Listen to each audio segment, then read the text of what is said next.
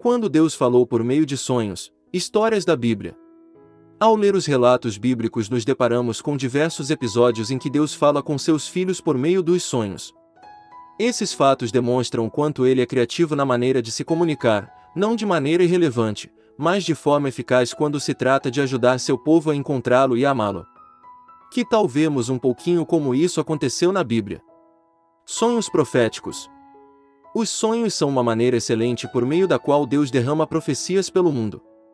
Ouvi bem, disse ele, o que vou dizer: se há entre vós um profeta, eu lhe aparecerei em visão, eu, o Senhor, é em sonho que lhe falarei. Números 12,6. Já no primeiro livro da Bíblia, no Gênesis, lemos como José do Egito interpretou os sonhos do faraó, que eram profecias referentes a 7 anos de fartura, mas também a 7 anos de fome. Foi a partir desses sonhos proféticos que Deus conseguiu salvar seu povo da fome, principalmente os familiares de José, que depois de muito tempo descobriram que ele ainda estava vivo.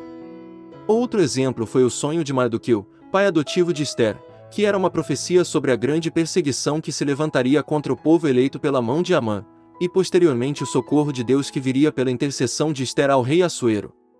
Já o livro de Daniel, por sua vez, traz inúmeros exemplos de sonhos proféticos, mostrando como Deus intervém na vida de seus amigos de forma providencial.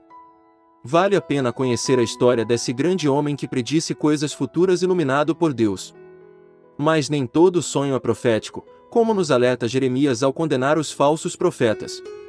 Ouço o que dizem os profetas que proferem em meu nome falsos oráculos. Tive um sonho. Tive um sonho. Quanto tempo vai durar isso? Julgam esses profetas, ao proferirem mentiras e as imposturas de seus corações. Jeremias 23,25, 26. Deus abomina quem usa de seus sonhos fantasiosos para espalhar coisas que ele mesmo nunca disse. Irei contra os profetas de sonhos enganadores que, ao narrá-los, ludibriam com mentiras e fatuidade o meu povo, quando nem missão lhes outorguei, nem mandato algum, e de nenhuma valia são para esse povo oráculo do Senhor. Jeremias 23,32.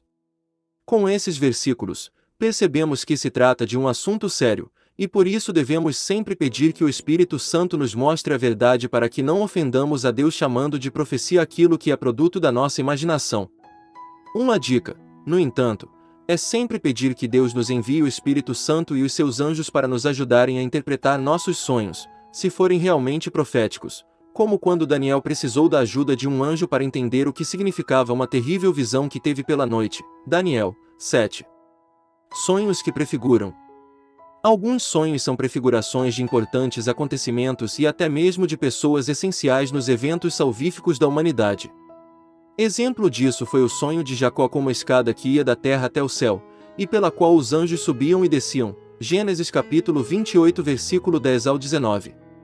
Ora, sabemos que essa escada é a prefiguração do próprio Jesus, único mediador entre nós e o Pai. É por Jesus que fomos reconciliados com o Pai e todos temos acesso ao céu.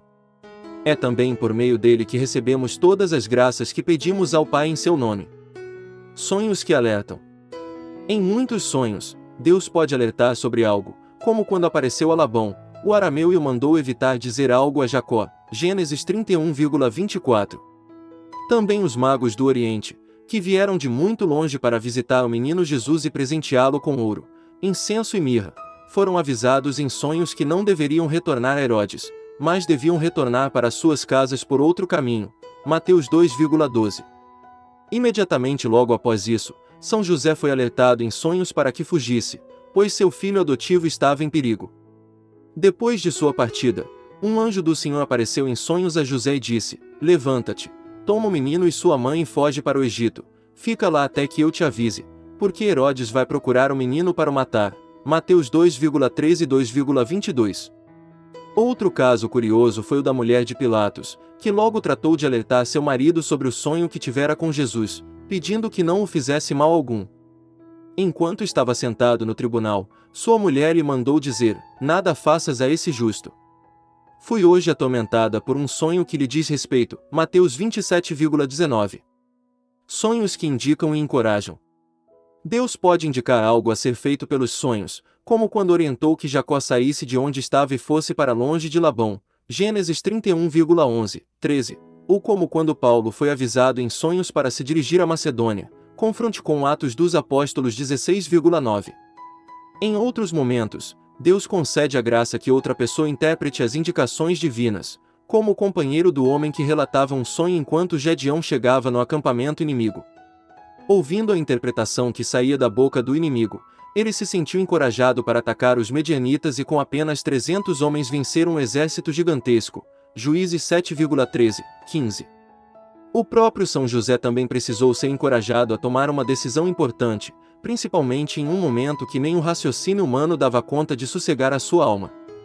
Enquanto assim pensava, eis que um anjo do Senhor lhe apareceu em sonhos e lhe disse: José, filho de Davi, não temas receber Maria por esposa, pois o que nela foi concebido vem do Espírito Santo. Mateus 1,20.